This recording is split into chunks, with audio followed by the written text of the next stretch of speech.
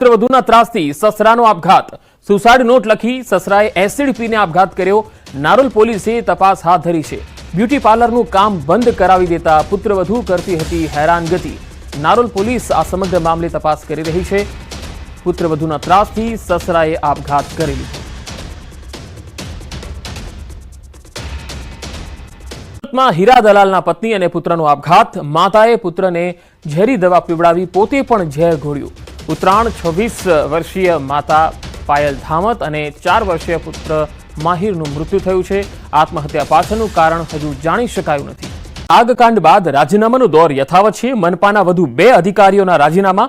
TP શાખાના 2 ઇજનેરોએ રાજીનામા આપ્યા જેને મંજૂર રાખવામાં આવ્યા છે. નીતિન રામાવત અને આરજી પટેલનું રાજીનામું.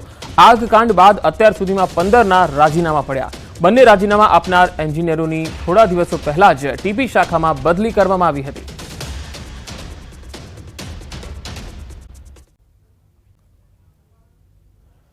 ગુજરાતની મુલાકાતે આવી ગયા છે કેન્દ્રીય ગૃહમંત્રી અમિત શાહ અને આજના તેમના અનેક કાર્યક્રમો છે. તેમના કાર્યક્રમો પર નજર કરીએ તો 13 જેટલા વિવિધ કાર્યક્રમોમાં તેઓ હાજરી આપવાના છે. ચાણક્યપુરીમાં આરોગ્ય ચકાસણી કેમ્પનો ઉદ્ઘાટન સમારોહ છે, તેમાં તેઓ હાજરી આપશે. GMERS 16 ખાતે tele rehabilitation centre soundproof રૂમનું લોકાર્પણ કરવાના છે. તો ગોતા ખાતે આધુનિક શાક માર્કેટનું પણ ઉદ્ઘાટન કરવાના છે. જ્યારે ભાડજ ખાતે નવનિર્માણ પામેલી આધુનિક શાળાનું પણ લોકાર્પણ કરશે. એએમસીના વિકાસલક્ષી કામોનું ખાતમુહૂર્ત અને લોકાર્પણ કરશે. તો સાણંદના ધારાસભ્ય કનુ પટેલના નવા જનસંપર્ક કાર્યાલયનું પણ લોકાર્પણ કરવાના છે.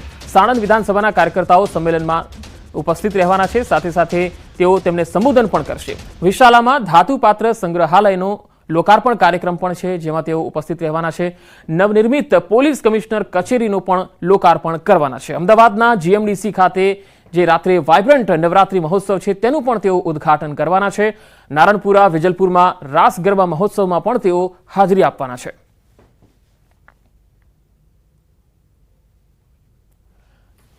તો આજે અને આવતીકાલે એમ 2 દિવસ તેઓ ગુજરાતના પ્રવાસે છે. હવે 4 તારીખનો જો કાર્યક્રમ જોઈએ તો 4 તારીખે તેઓ હીરામણી આરોગ્યધામ ડે કેર હોસ્પિટલનું લોકાર્પણ કરવાના છે.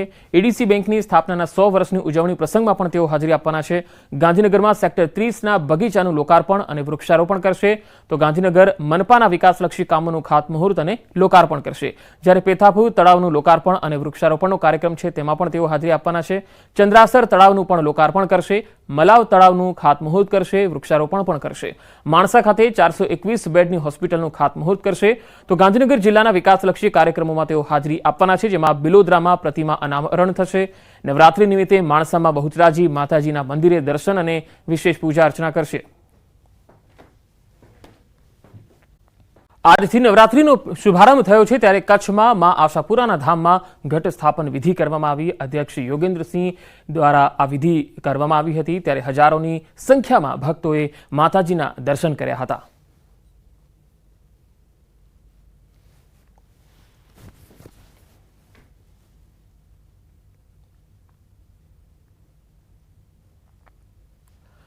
આ તરફ રાજકોટમાં પણ વહેલી સવારથી આશાપુરા માતાજીના મંદિરે ભક્તોની ભીડ જોવા મળી રહી છે.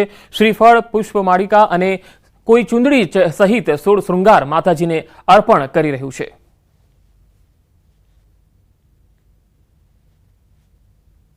કચ્છ ના જઈ શકતા હોય તો અહીંયા પણ 9 દિવસ આવે છે, માનતા પૂરી કરે છે.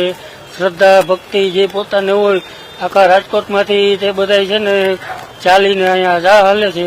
હવે 9 દિવસ સવારમાં 6 વાગ્યાથી ચાલુ થઈ જાય છે, સતત 9:30 10 વાગ્યા સુધી. અને સાંજના 4 વાગ્યા પછી પોતે 8-9 વાગ્યા સુધીમાં જે સવારની કે સાંજની જે આ લોકોએ ટેક રાખ્યો એ પ્રમાણે 9 દિવસ આવે છે. આજની નવરાત્રીનો અનહદ આનંદ છે. આજે માનું પહેલું નોરતું છે અને માને કંઈ ને કંઈ અર્પણ કરીને અમે ખૂબ ખુશી અનુભવી છીએ. અને જિંદગીમાં માની પાસે માગીએ છીએ કે સર્વ પ્રકારે સુખ સંપત્તિ ને શાંતિ આ દેશમાં અને આજની પરિસ્થિતિને અનુરૂપ દરેકને શાંતિ આપે એવી જ મા પાસે પ્રાર્થના.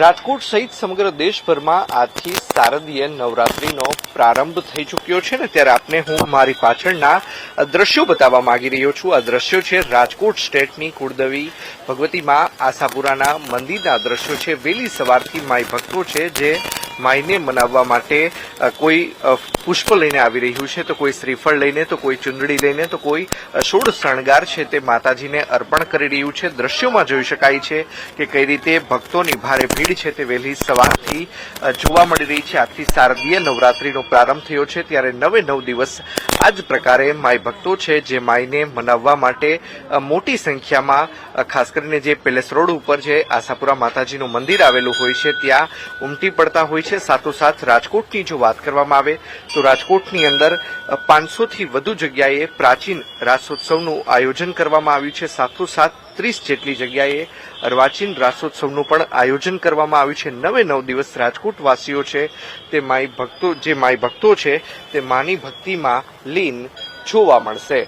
અંકિત પોપટ, ન્યૂઝ 18 ગુજરાતી, રાજકોટ. ફૂલના ભાવમાં પણ વધારો થયો છે. આજથી નવલી નવરાત્રીનો પ્રારંભ થયો છે, ત્યારે નવરાત્રીનો પ્રારંભ થતાં જ ફૂલની માંગ પણ ખૂબ જ વધી ગઈ છે. તહેવારને લઈ ફૂલની માંગમાં વધારો થતાં ફૂલોના ભાવમાં વધારો થયો છે. કેટલાક ફૂલોના ભાવમાં 2 ગણો વધારો છે, તો કેટલાક ફૂલના ભાવમાં 3 ગણા જેટલો ભાવ વધારો ઝીકવામાં આવ્યો. વેપારીઓના જણાવ્યા મુજબ આગામી 9 દિવસ સુધી ફૂલ બજારમાં તેજી રહેશે. તહેવારને લઈ ફૂલ માર્કેટમાં તેજી જોવા મળી રહી છે. જનરલી જે ફૂલોમાં 50 રૂપિયાના લઈ જાય અને આજે ઈ ફૂલ 200 રૂપિયાના છે. જેમ કે 20ના 3 કમળ હોય, આજે 20નું 1 કમળ છે. એ રીતના ઘણો વધારો, એટલે ડબલ કરતા પણ ઝાઝો વધારો છે. સામાન્ય દિવસોમાં બધો 50-60 રૂપિયા એટલે મળતા હતા, અત્યારે 100 રૂપિયા જેવો ભાવ થઈ ગયો છે. અને તેજી તો છે જ ફૂલ માર્કેટમાં અત્યારે. અને નવરાત્રીનો તહેવાર આવ્યો એ હિસાબે શારદીય નવરાત્રીનો આજથી પ્રારંભ થઈ ચૂક્યો છે ને વહેલી સવારથી માઈ ભક્તો છે જે માઈના મનામણા કરી રહ્યા છે. તો બીજી તરફ આપને અમે આ જે દ્રશ્યો બતાવી રહ્યા છીએ, આ દ્રશ્યો છે રાજકોટની ફૂલ બજારના દ્રશ્યો છે. જોઈ શકાય છે કે આજે વહેલી સવારથી જ ફૂલ બજારની અંદર તેજીનો પવન ફૂંકાયો હોય તે પ્રકારના દ્રશ્યો છે તે ખાસ કરીને સામે આવી રહ્યા છે. પીળા ફૂલની જો વાત કરવામાં આવે તો પીળા ફૂલ જે ગઈકાલ સુધી 60 રૂપિયાના કિલો મળી રહ્યા હતા તે આજથી 120 રૂપિયાના કિલો મળી રહ્યા છે. સાથોસાથ સફેદ ફૂલ કે જે ગઈકાલે 100 રૂપિયાના કિલો મળી રહ્યા હતા તે આજે 300 રૂપિયાના કિલો મળી રહ્યા છે.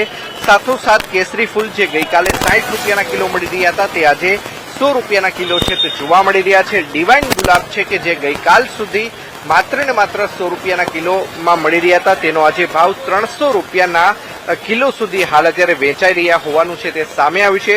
સાથોસાથ પારસના ફૂલનો ભાવ છે તે 1000 રૂપિયા સુધી પહોંચ્યો હોવાનું છે તે સામે આવ્યું છે. વિષ્ણુ કમળ કે જે અત્યાર સુધી માત્ર ને માત્ર 20 રૂપિયાના 3 નંગ મળી રહ્યા હતા તે આજરોજ હવે 20 રૂપિયાનો એક જ નંગ મળી રહ્યો હોવાનું સામે આવ્યું છે. અંકિત પોપટ, ન્યૂઝ 18 ગુજરાતી, રાજકોટ. આજથી નવરાત્રી મહોત્સવનો પ્રારંભ થયો છે, ત્યારે નવરાત્રીને લઈ વહીવટી તંત્ર પણ તકેદારી રાખી રહ્યું છે. સુરતમાં પોલીસ વિભાગ દ્વારા પૂરતી વ્યવસ્થા કરી દેવાઈ છે. ખાનગી ગરબા આયોજકોને ત્યાં રાઉન્ડ ધ ક્લોક પોલીસ બંદોબસ્ત રહેશે. ગરબા સ્થળે મહિલા પોલીસની શી ટીમ તૈનાત રહેશે. રાત્રિ દરમિયાન ગરબા સ્થળે આવવા જવાના તમામ રૂટ પર પોલીસ દ્વારા સઘન પેટ્રોલિંગ પણ કરવામાં આવશે. ગરબા આયોજકોને કોઈ અનિચ્છનીય બનાવ ન બનવું પડે અને ભોગ ન બનવું પડે તેના માટે પૂરતી વ્યવસ્થા કરવાની સૂચના પણ અપાઈ છે. જિલ્લા કલેક્ટર દ્વારા કોઈપણ સમય મહિલાને આપત્તિ જણાય તો પોલીસ કંટ્રોલ રૂમને જાણ કરવાની અપીલ કરવામાં આવી છે. અલગ અલગ પંડાલોમાં ખાનગી કપડાની અંદર મહિલા પોલીસ કર્મીઓનું ડિપ્લોયમેન્ટ કરવામાં આવેલું છે. અન્ય જે આપણી જિલ્લાની શી ટીમ છે તેના દ્વારા પણ એક સ્પેશિયલ ચેકિંગ ટાસ્ક ફોર્સ બનાવી અને કાર્યવાહી કરવામાં આવી રહેલી છે.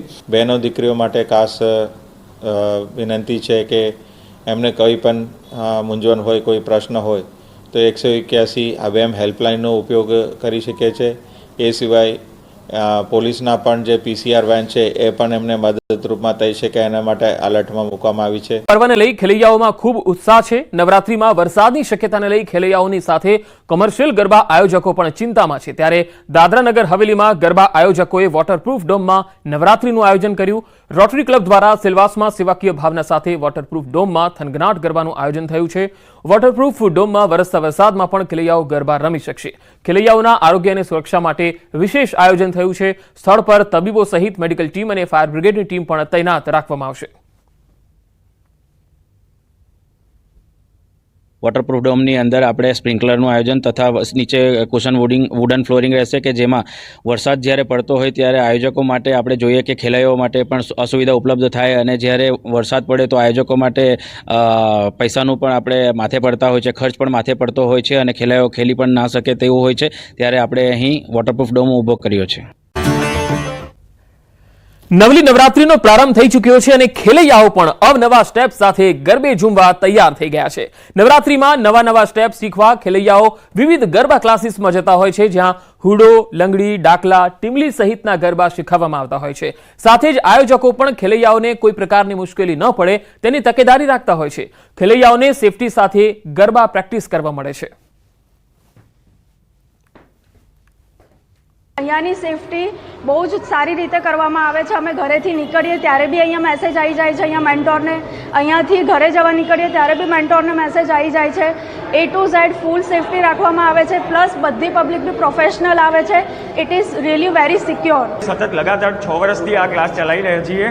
અમારી જોડે 250ની સ્ટ્રેન્થ થઈ છે, જે નવરાત્રી માટે એકદમ એક્સાઇટેડ છે. અમે ગરબાનું એકદમ પ્રી પ્લાનિંગથી ચાલીએ છીએ અને અમારે ત્યાં નાનાથી મોટા સુધીના બધા જ વયના લોકો આવે છે. સુરત, ડાંગ અને તાપી સહિતના વિસ્તારોમાં વરસાદની આગાહી છે. વલસાડ, દમણ અને દાદરાનગર હવેલીમાં પણ હળવા વરસાદી ઝાપટા થઈ શકે. સામાન્ય રીતે સમગ્ર ગુજરાતમાંથી ચોમાસાની વિદાયની તારીખ 5 ઓક્ટોબર છે, જે આ વર્ષે પણ યથાવત રહેવાની શક્યતા છે. પરંતુ દક્ષિણ ગુજરાતના ભાગમાંથી હજુ ચોમાસાની વિદાય લેતા એક સપ્તાહથી વધુ સમય લાગી શકે છે તેવું હવામાન વિભાગે કહ્યું છે. એટલે કે નવરાત્રીમાં દક્ષિણ ગુજરાત વાસીઓની મજા બગડી શકે છે. ખાસ કરી સુરત, નવસારી, વલસાડ, દમણ અને દાદરાનગર હવેલીમાં છૂટાછવાયા હળવા વરસાદી ઝાપટા થઈ શકે છે. આ વરસાદ સામાન્ય કરતા ઓછો રહેશે.